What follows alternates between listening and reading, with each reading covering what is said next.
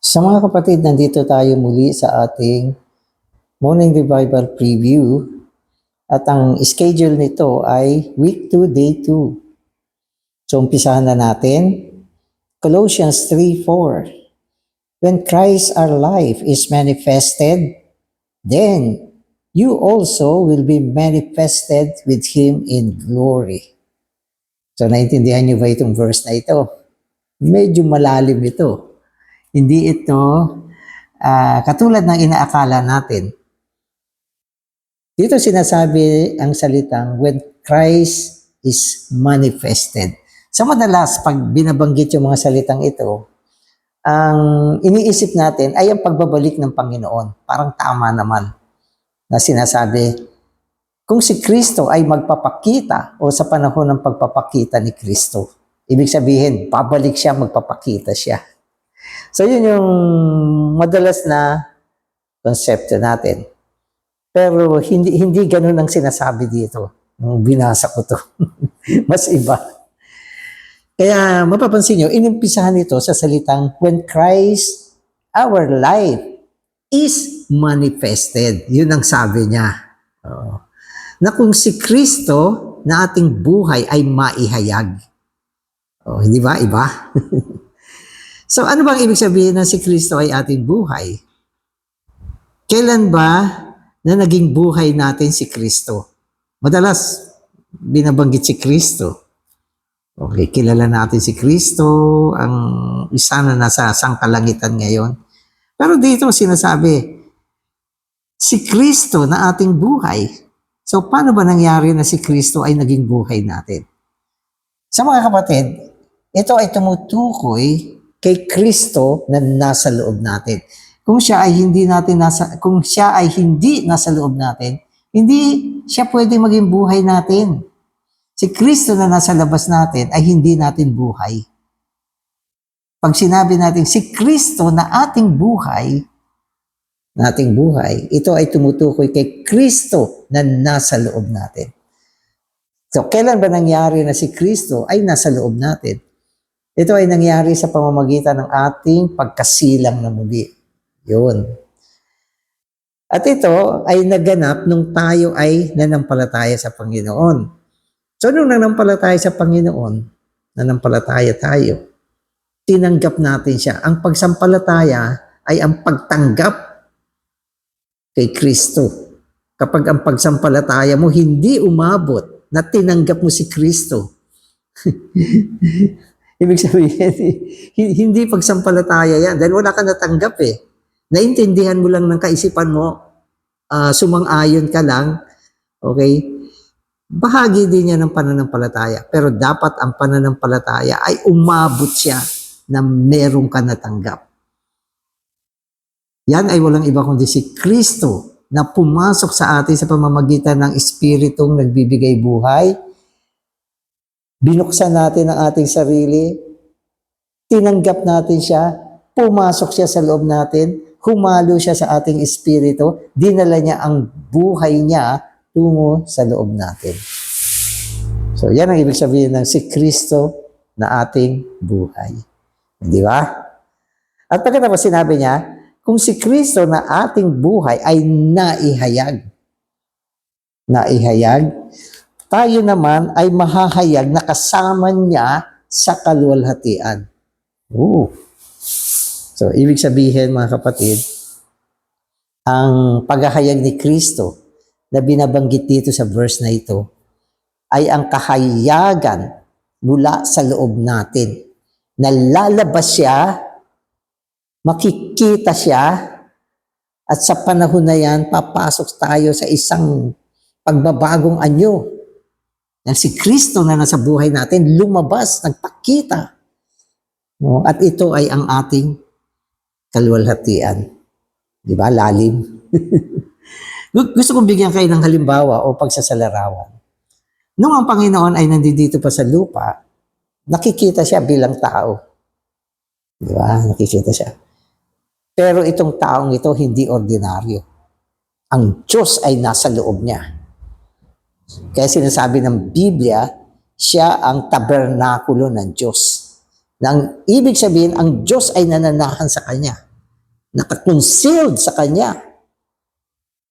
So siya ang Diyos tao, isang tao na kung saan ang Diyos ay nananahan. So yan ang Panginoon noon. Tapos isang araw, dinala niya yung kanyang mga disipulo. Dinala sila sa isang bundok. At kung tawagin yung bundok na yan, ay bundok ng pagbabagong anyo. At doon sa bundok na yan, yung Diyos na nasa loob ng Panginoon, nagpakita, lumabas, naihayag.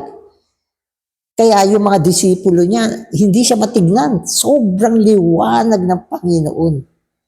Ang Diyos na nakatago sa Kanya ay nagpakita, naihayag yung panahon na yan. At yan ay ang kaluwalhatian ng Panginoon. Na kung saan ang Diyos na nakatago sa Kanya ay naihayag. So isang araw,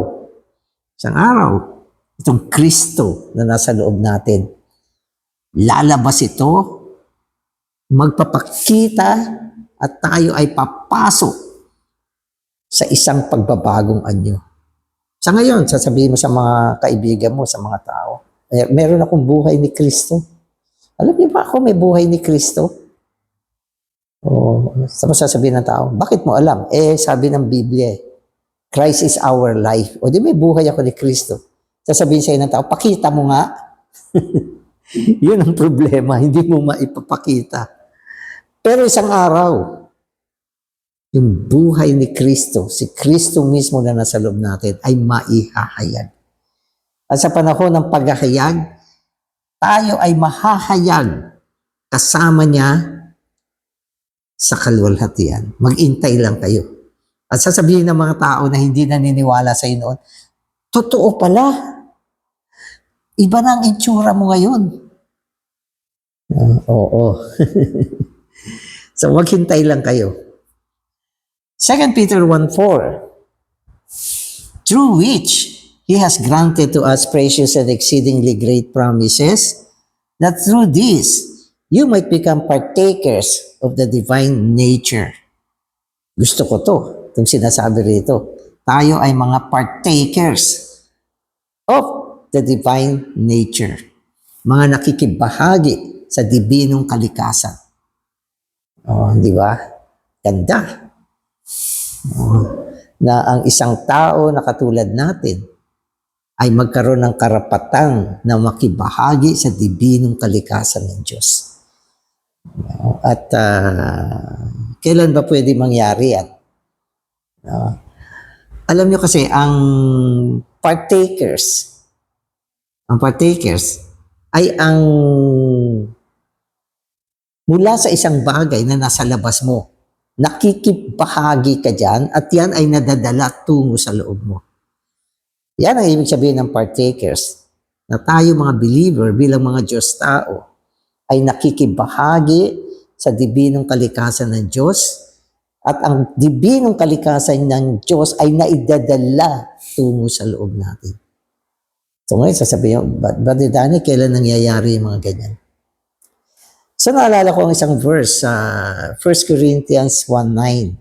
So checkin nyo.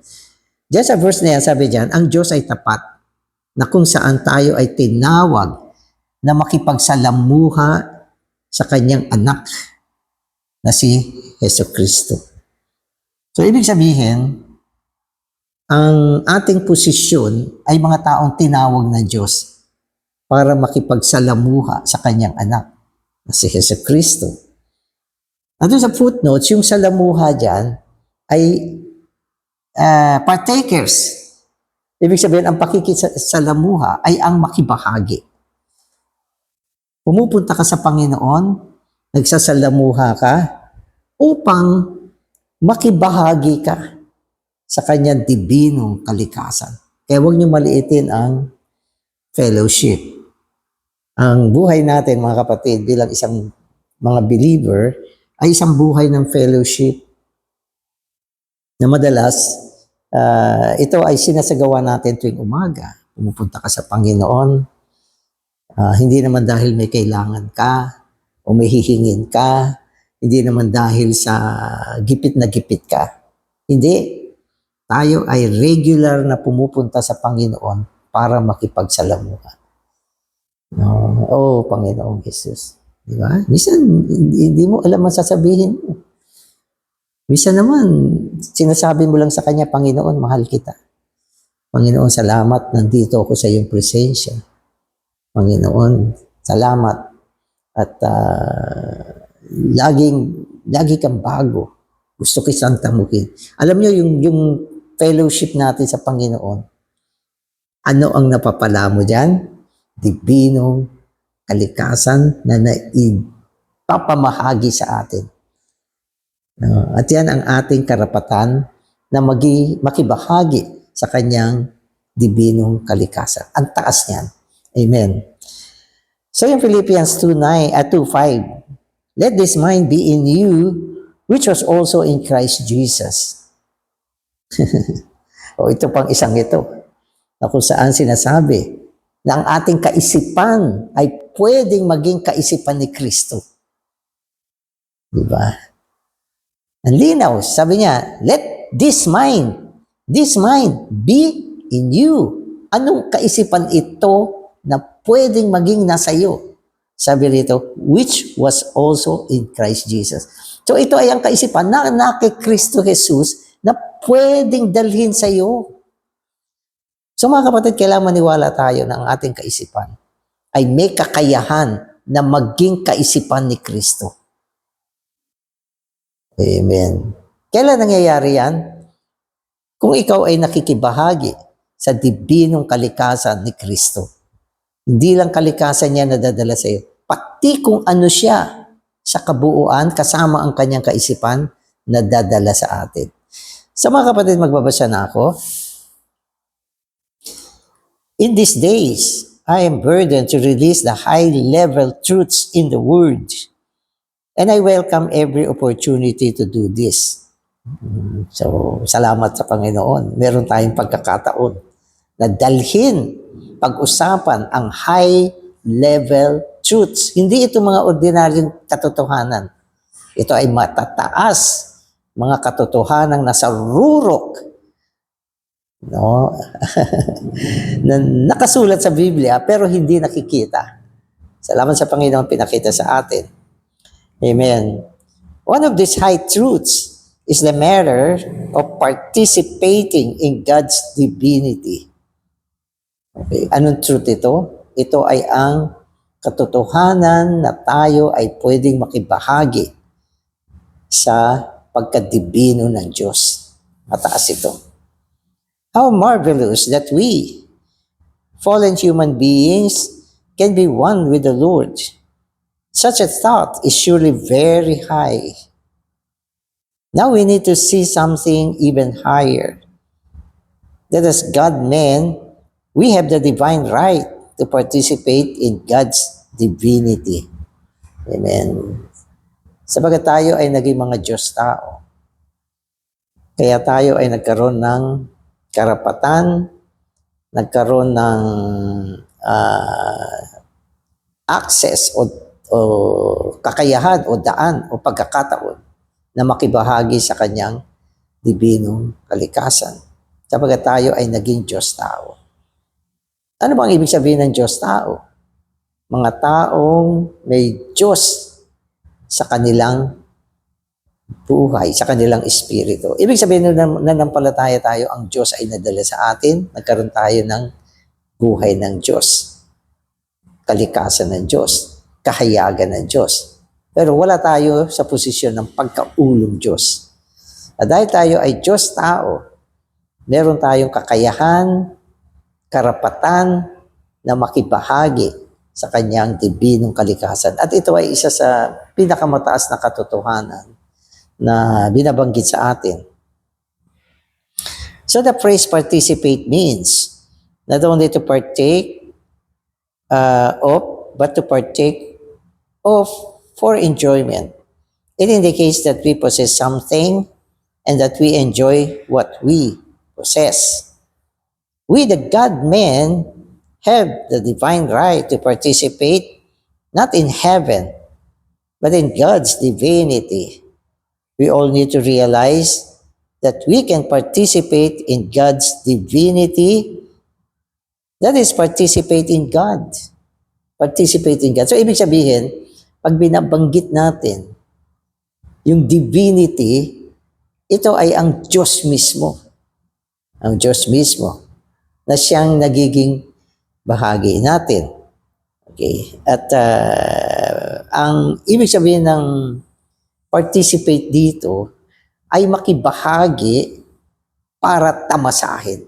So yun, hindi ka lang nakikibahagi, kundi nakikibahagi ka para tamasahin.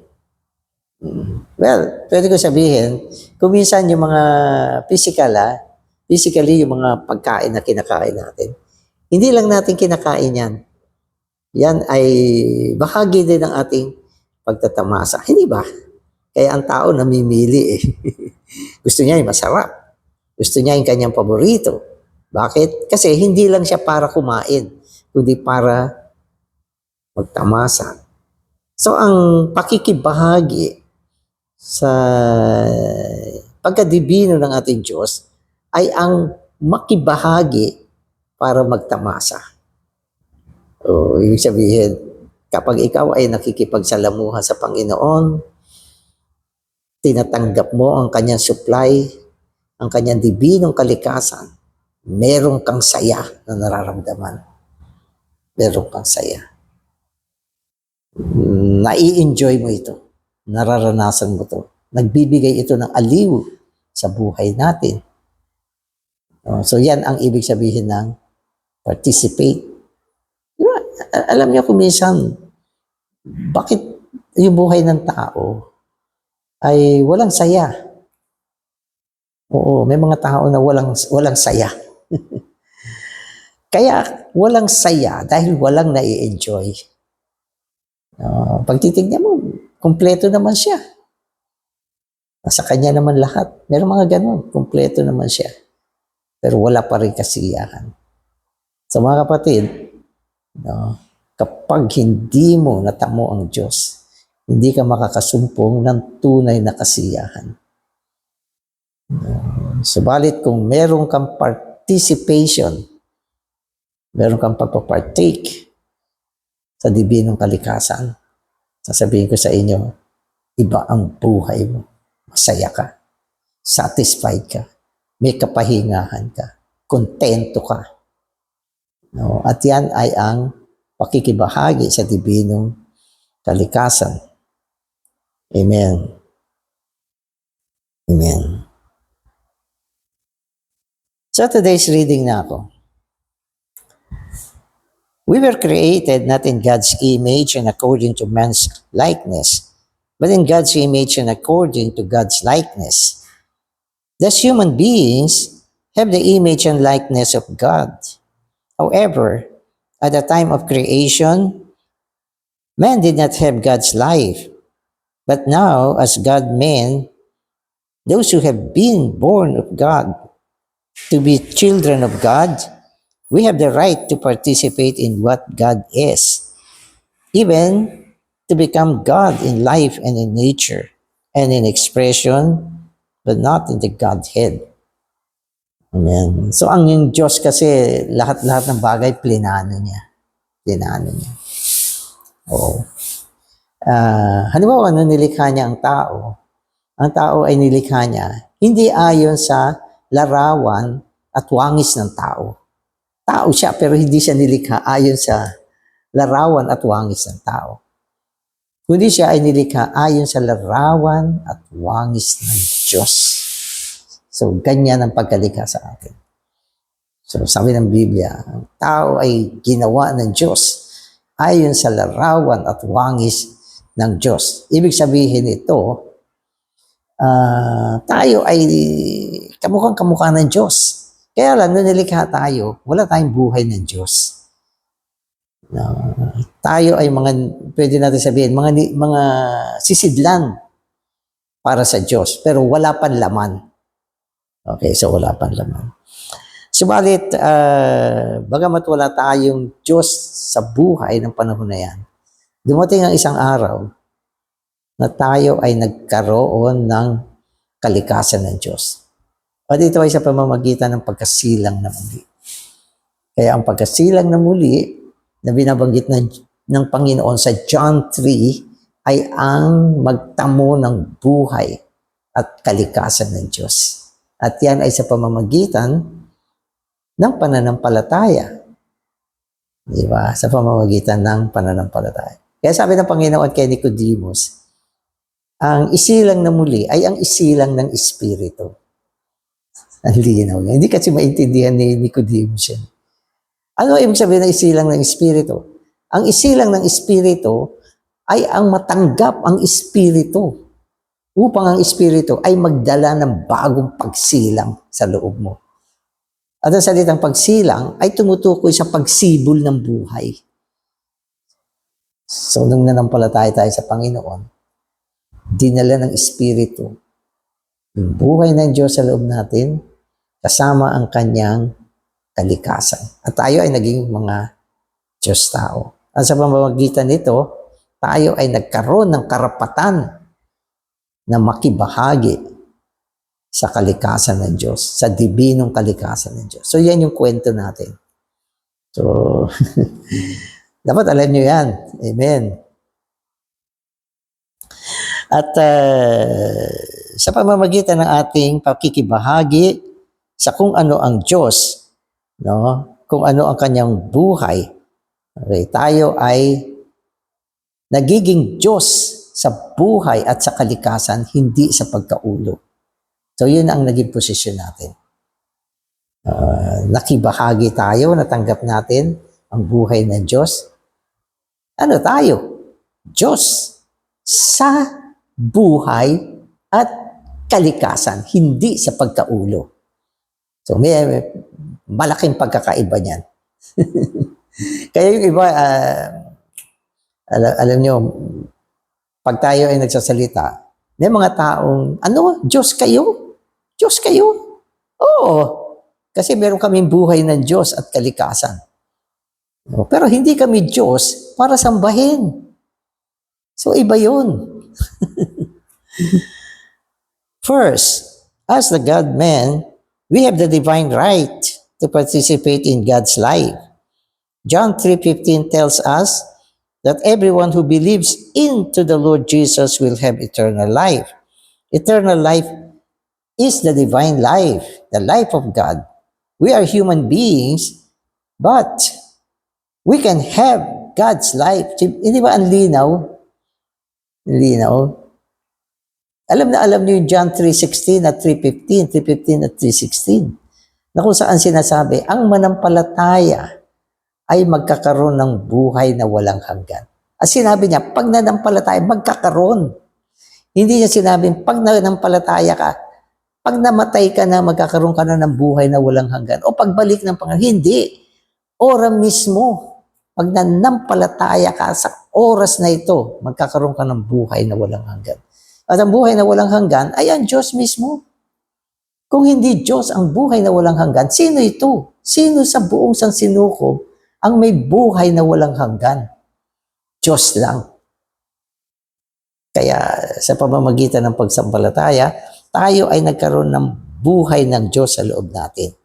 Tapos sabi rito, we were created in God's image and God's likeness, but without God's life. So sa creation, wala talagang buhay na binigay sa atin. Through regeneration, we have been graced by God with His divine life. Through regeneration, sa pamamagitan ng pagkasilang na muli, nabigyan tayo ng buhay ng Diyos. Diyan nangyari yan, hindi sa creation. Ang creation ay preparation lang. Hinanda tayo ng Diyos upang isang araw, pwede nating matanggap ang kanyang buhay sapagkat tayo ay nilikha ayon sa kanyang larawan at wangis. No? Kaya ngayon tayo nanampalataya sa Panginoon, meron na tayo. Meron tayong buhay. Meron tayong kalikasan ng Diyos at nadala tayo sa isang posisyon na pwede tayong makibahagi sa kanyang dibinong kalikasan. Okay. Since Christ is the embodiment of God, for Christ to be our life means that God is our life. Good. Di ba? Ano si Kristo? Sabi ng Biblia, siya ang pagsasakatawan ng Diyos. Sabi, ang Diyos ay naisakatawan sa Kanya. Nang ibig sabihin, siya ang lugar na kinalalagyan ng Diyos ngayon. Oo. Kaya, asan ang Diyos? Nakikristo. Nakikristo. At sinabi ng Biblia na si Kristo ang ating buhay. Si Kristo, okay, na pagsasakatawan ng Diyos, nadala sa atin, naging buhay natin. Ano ibig sabihin nito? Ang Diyos ay naging buhay natin sa pamamagitan ni Kristo. Amen. As God-man, we also have the divine right to participate in God's nature. God chose us in Christ with a particular purpose to make us holy. Sa Ephesians 1:4 yan. Ang layunin ng Diyos na tayo ay Kanyang pinili sa loob ni Kristo ay upang gawin tayong banal. Tandaan nyo, ang ating goal ay maging banal. Oo. Yan ang gusto ng Diyos sa atin. At yan ang dahilan bakit niya tayo pinili. Para lahat tayo ay gawing mga banal. Pakinggan nyo to. Holy, banal, okay. Holy means not only sanctified, separated unto God, but also different, distinct from everything common. So, ang kabanalan, o ang maging banal, hindi lang ang mapabanal. Kasi siyempre, ang proseso na maging banal ay sanctification. Pero hindi lang para ma-sanctify. Pero sabi niya, ang maging banal ay hindi lang maibukod. Bagamat isa sa kahulugan ng kabanalan ay ang maibukod mula sa mga pangkaraniwang bagay. Okay. Subalit ang maging banal, sabi niya, ay maging kakaiba. Maging kakaiba. Maging natatangi. Kakaiba, natatangi mula sa mga bagay-bagay. So pag ikaw ay banal, ikaw ay kakaiba. At ikaw ay natatangi mula sa mga bagay. Hindi ka pwede maging pareho ng anumang bagay dito sa mundo kapag ikaw ay banal. Tandaan niya. No. Lahat tayo pwede makapareho ng mga kung ano-anong bagay. Halimbawa, may isang tao mabait. Pwede ka maging mabait. May isang tao maging moral. Pwede ka maging moral. So, pwede ka maging katulad ng maraming bagay sa mundo. Pero ang maging banal ay maging kakaiba at natatangi. So, mga kapatid, dito sa buong sansinukob, ang Diyos lang ang iba. Siya lang ang natatangi dahil siya lang ang banal. Walang ibang banal, ang Diyos lang ang banal. Ang kanyang kalikasan ay banal na kalikasan. At gusto niya na tayo ay maging banal. Paano? Sa pamamagitan ng pakikibahagi sa kanyang dibinong kalikasan. Walang ibang daan para maging banal. Walang ibang daan. Sa panig ng Diyos, sa panig niya, ang kanyang buong ekonomiya ay isang paraan ng pamamahagi, pagtitigma. Binababara niya tayo, tinutustusan niya tayo. So yun ang ekonomiya ng Diyos. Pag lumapit ka sa Kanya, binuksan mo ang sarili mo sa Kanya, anong gagawin niya? Dadaluyan ka niya ng kung ano siya.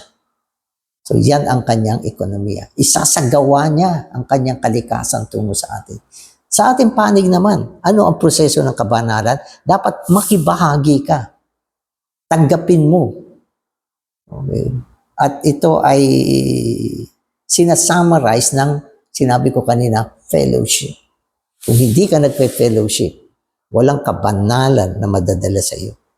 Dapat gumising ka ng maga, pumunta ka sa Panginoon, magsalamuha ka. Buong araw mo ay isang buhay ng pagsasalamuha upang ang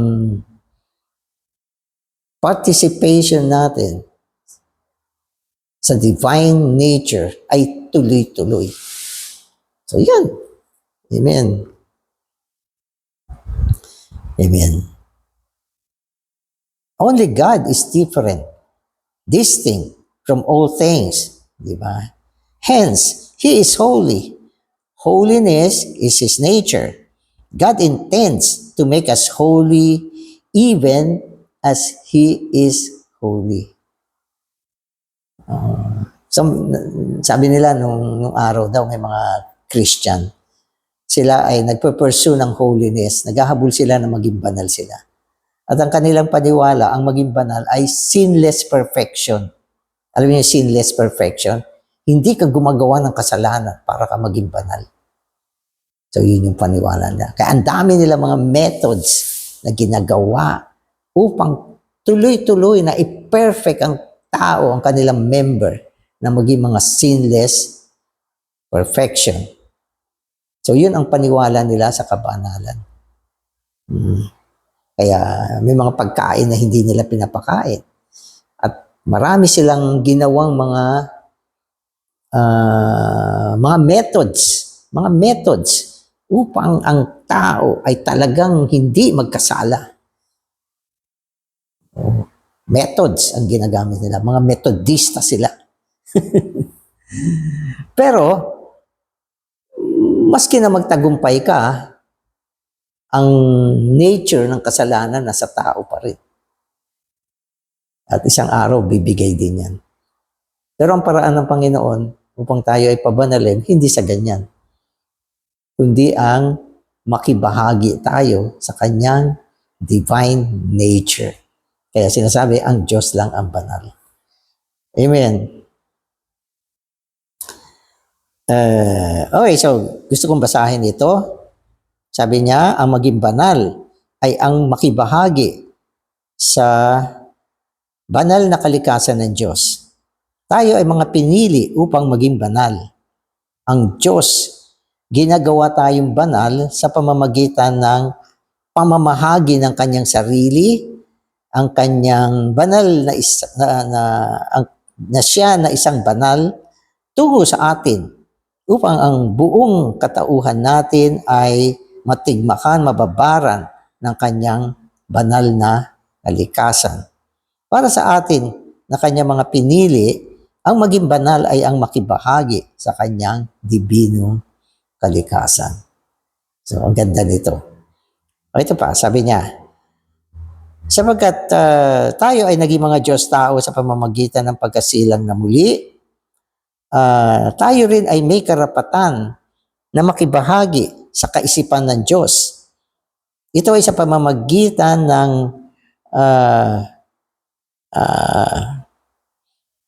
kung ano tayo bilang tao, okay, ay magkaroon ng dibinong kaisipan. Kailangan nating hayaan na ang kaisipan ni Kristo ay maging kaisipan natin. So pumunta tayo dito sa kaisipan. Kanina ang binabanggit natin ay ang dibinong kalikasan. Pero mula sa dibinong kalikasan, nadadala rin sa atin ang kaisipan ni Kristo na maging kaisipan natin. Amen. So sa Ephesians 4:23, sinasabi, okay, Ephesians 4:23, babasahin ko, be renewed in the spirit of your mind. The spirit here is the regenerated spirit of the believers, which is mingled with the indwelling spirit of God. Such a mingled spirit spreads into our mind, thus becoming the spirit of our mind. So sinasabi sa atin, mapabago tayo sa espiritu ng ating kaisipan. Ano ba itong espiritu ng kaisipan? Ito ay tumutukoy, okay, una sa ating pinaghalong espiritu. Ang ating espiritu ay naihalo sa dibinong espiritu, sa Espiritu Santo na siyang tinanggap natin. At itong pinaghalong espiritu ito, dapat lumaganap, umabot siya hanggang sa ating kaisipan. At kapag ang ating kaisipan ay natigmakan ng ating pinaghalong espiritu, ang kaisipan ni Kristo ay madadala sa ating kaisipan at ito ay magiging espiritu ng ating kaisipan. So yan dapat ang ating kaisipan. So maging kaisipan din siya ni Kristo. Tapos sinasabi niya, the more the mingled spirit penetrates our mind, saturates our mind, and possesses our mind, the more our mind becomes like God's mind. Na nangangailangan ang Espiritu ay makapasok sa ating kaisipan, matigmakan ang ating kaisipan, tamuhin niya, angkinin niya ang ating kaisipan. At kung ang ating kaisipan ay nagkaganyan, ang kaisipan natin ay magiging kaisipan ng Diyos. Isipin mo, maging kaisipan ng Diyos. This is to make His mind our mind, and this is to participate in God's mind, ang makibahagi sa kaisipan ng Diyos. So, ito ay mga matataas na pagpapakita na ang goal natin, hindi lang magkaroon ng dibinong kalikasan, kundi maging ang ating kaisipan ay maabot at maging kaisipan siya ng Diyos. So mga kapatid, pwede kong sabihin, ang tunay na pagbabago ay nagsisimula sa ating kaisipan. No? Kapag ang kaisipan mo ay hindi na bago sa pamamagitan ng Espiritu, hindi ka mababago. Kaya mapapansin ninyo, na ang kaligtasan ng tao ay nagsimula sa pagsisisi. Sabi ng Biblia, magsisi kayo. So, ang ibig sabihin ng magsisi, hindi lang maging remorseful, magsisi sa mga kasamaan, ang sama-sama ko. Sisisi ako. Hindi, ang magsisi ay may kaugnayan sa ating kaisipan. Ang magsisi ay ang ibaling ang ating kaisipan sa Diyos. Dati-dati ang iyong kaisipan ay malayo sa Diyos. Maski mabuting tao ka, ang kaisipan mo hindi nakatuon sa Diyos. No? Kaya ang repentance ay ang ibaling ang kaisipan tungo sa Diyos, tungo sa direksyon ng Diyos. Kumusta ang ating mga kaisipan ngayon? Ang inyong mga kaisipan? Ang pagbabago ng ating kaisipan ay isang malaking palatandaan kung paano tayo binago ng Panginoon. Karamihan, ang kanilang kaisipan hindi pa nabago. Kapag sila ay bumaling sa kaisipan, ano ang una mong iniisip? Naku, paano ba ako aasenso? Paano ba ako yayaman? Paano ba ako kikita ng mas malaki? Nag-iisip ng mga bagay na gusto nilang bilhin. Ang ating kaisipan ay nakatuon sa mga material na bagay. Hindi yan napabagong kaisipan. At minsan, kapag nakakita ka ng mga bagay na meron ang iba at wala ka, nagkakaroon ka ng feeling ng indignation. Bakit ganun? Bakit sila meron? Bakit ako wala? So, yung mga ganyang kaisipan ay hindi na bagong kaisipan. Subalit, ang tunay na pagbabago ay ang maging kaisipan ng Diyos ang ating kaisipan. So naniniwala ko darating ang panahon ng ating kaisipan ay mababago. Yan ay magiging kaisipan na nakabaling sa ekonomiya ng Diyos, sa mga makalangit na bagay. Set your mind on the things that are above. Set your mind on the Spirit where there is light and peace. So i-train natin ang kaisipan natin na tanggapin ang pagtitigmak ng Espiritu. Isang araw, hindi ka na nahihipo ng mga bagay na yan. Ang iyong kaisipan ay nakabaling sa mga makalangit at spiritual na bagay. Niisip mo, okay, ang kainaman na maging mandaraig ka. Iniisip mo ang darating na kaharian. Iniisip mo ang pagbabalik ng Panginoon, ang pangangailangan na ikaw ay maging bahagi ng kasintahang babae. Wala na ang mga material na bagay na dating humihipo sa'yo. Kontento ka na sa buhay mo. So nawa, umabot tayo sa ganon. At lahat ng ito, mga kapatid, ay isang proseso ng pakikibahagi sa dibinong kalikasan ng Diyos. Salamat, Panginoon. Kami mga naging Diyos tao na isilang na muli, nagkaroon ng buhay mo upang kami ay makibahagi sa iyong dibinong kalikasan. sa pamamagitan ng aming patuloy na salamuha sa iyo. Tigmakan mo kami, babaran mo kami, puspusan mo kami, na maging ang Espiritu ay lumaganap hanggang sa aming mga kaisipan, na mataglay namin ang kaisipan ni Kristo na siyang kaisipan ng Diyos. Amen.